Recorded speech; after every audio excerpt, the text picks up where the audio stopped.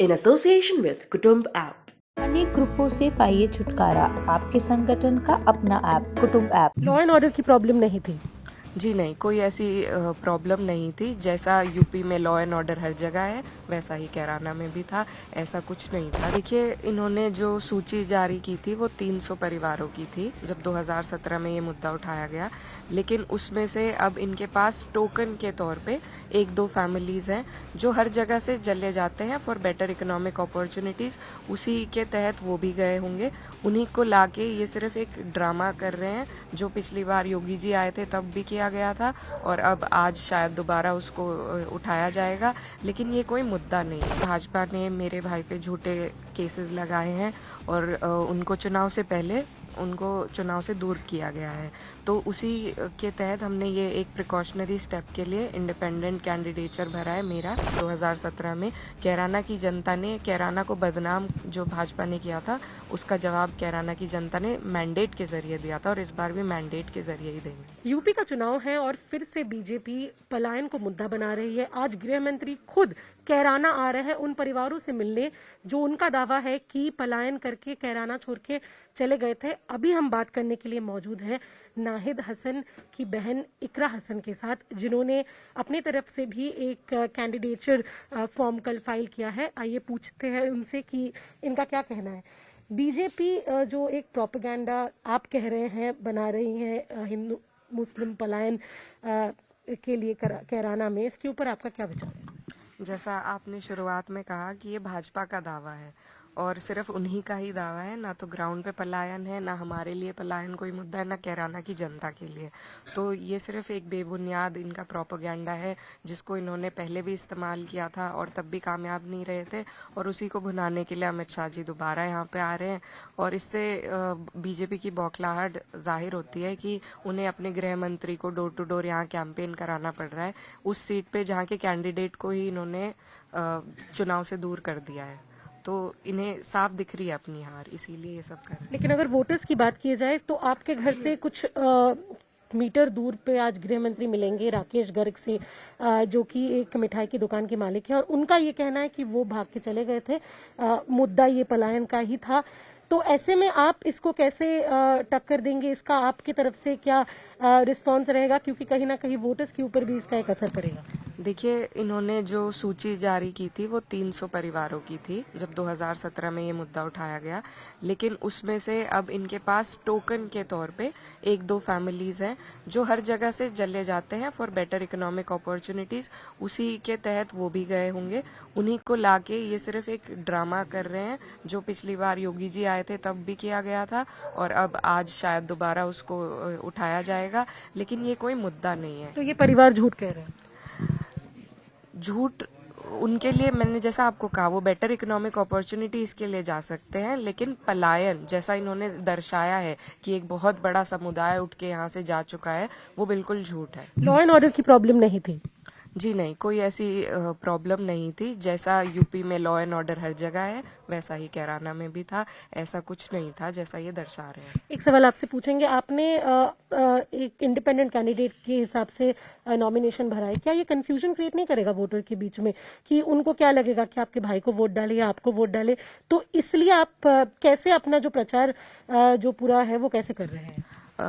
ये हमने एक प्रिकॉशनरी स्टेप लिया है क्योंकि भाजपा ने मेरे भाई पे झूठे केसेस लगाए हैं और उनको चुनाव से दूर किया गया है। तो उसी के तहत हमने ये एक प्रिकॉशनरी स्टेप के लिए इंडिपेंडेंट कैंडिडेचर भरा है मेरा। लेकिन कैंपेन अभी भी मेरी जो जारी है वो मेरे भाई के लिए ही है और मैं उन्हीं के लिए ही कैंपेन करूंगी। वो ही कंटेस्ट करेंगे यहाँ से। ये सिर्फ एक एहतियातन तौर पे हमने ये नॉमिनेशन फाइल किया है। आप कह रहे हैं पलायन मुद्दा नहीं है, तो कैराना की जनता के लिए मुद्दा क्या है? कैराना की जनता के लिए अगर ये लोग रीड करें प्रॉपरली तो मुद्दा पलायन नहीं है, मुद्दा है डेवलपमेंट और बेटर इकोनॉमिक अपॉर्चुनिटीज। रोजगार नहीं है यहाँ पे। उसी के तहत यहाँ के काफी लोगों को पानीपत रोज काम करने के लिए आना जाना पड़ता है। तो अगर ये काम करने वाले होते तो ये बेटर स्टडी करते कि मुद्दा है क्या असल में कैराना के लिए। कैराना के लिए रोजगार एक मुद्दा है जिसके लिए इन्होंने 5 साल से कोई काम नहीं किया है। लेकिन 5 साल से आपके भाई यहाँ पे जीत गए हैं, इनकम्बेंट वो हैं, एमएलए वो थे, तो उन्होंने अपने तौर पे कभी कुछ ऐसे करने की कोशिश नहीं की कैराना में? जी, बहुत प्रयास किया और 2017 में जब कैंपेन चल रही थी तो अखिलेश यादव जी यहाँ आए थे, उनके सामने भी हमने ये बात रखी थी और वो यहाँ पे वादा करके गए थे। तो ये जो बड़ी इंडस्ट्री एक उन्होंने यहाँ पे प्रॉमिस की थी, ये सब जो प्रोजेक्ट्स होते हैं ये सरकार के जरिए आ पाते हैं, क्योंकि मेरे भाई यहाँ से विधायक हैं तो वो अपने विधायक निधि से एक बड़ा प्रोजेक्ट एम्प्लॉयमेंट के लिए नहीं लगा पाए, क्योंकि विधायक निधि उतनी नहीं होती है। तो ये जो बड़े प्रोजेक्ट्स हैं ये सरकार लागू करती है, वो देती है। तो भाजपा की सरकार रही है, भाजपा के जो यहाँ से कंटेस्टेंट हैं अभी, उन्होंने भी इस पे कोई आवाज नहीं उठाई, क्योंकि उनके लिए सिर्फ पोलराइज करना जरूरी है, काम करना जरूरी है ही नहीं। एक आखिरी सवाल आपसे, क्योंकि आज गृह मंत्री खुद कैराना आ रहे हैं, वो खुद मिलेंगे उन परिवार से जो आप कह रहे हैं कि भाजपा का क्लेम है लेकिन ये सच नहीं है, लेकिन जब ये चीज बार बार कही जाती है तो कहीं ना कहीं लोग इसको सत्य मानने लगते हैं, तो इसका काउंटर आपकी तरफ से क्या रहेगा? देखिए, इसका काउंटर हम सिर्फ चुनाव के जरिए कर सकते हैं। तो हम ये चुनाव जीतेंगे और इंशाल्लाह और भाजपा को इसकी मुंह तोड़ जवाब देंगे।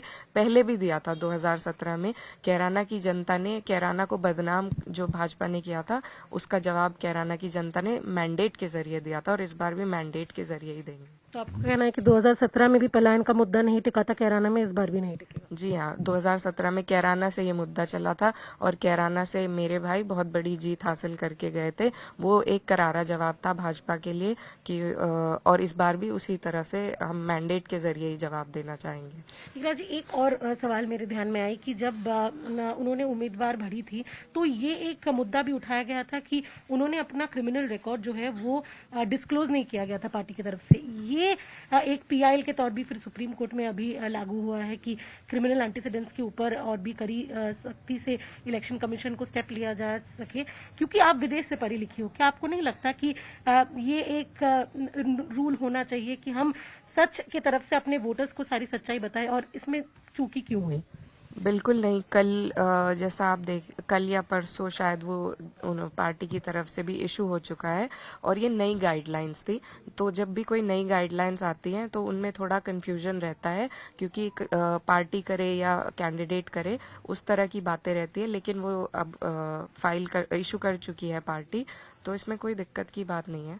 पीआईएल भी इन्होंने एक टूल देने के लिए डाली है और इनकी साजिश यही थी कि कैंडिडेचर उनका रिजेक्ट हो जाए, पर पार्टी ने हमें आश्वासन दिया है कि ऐसा कुछ नहीं होगा। नाहिद हसनी कैंडिडेट है, उनके लिए जो भी क्रिमिनल रिकॉर्ड इशू करने थे वो पार्टी कर चुकी है, तो कैंडिडेट वही रहेंगे। It's a non issue. शुक्रिया हमसे बातचीत करने के लिए। ये थे इकरा हसन जो कह रहे हैं कि कैराना में पलायन कोई मुद्दा नहीं है और फिर से जो कैराना की जनता है वो भाजपा सरकार को जवाब देगी। वीडियो जर्नलिस्ट सचिन के साथ श्रेयाचार्य जी।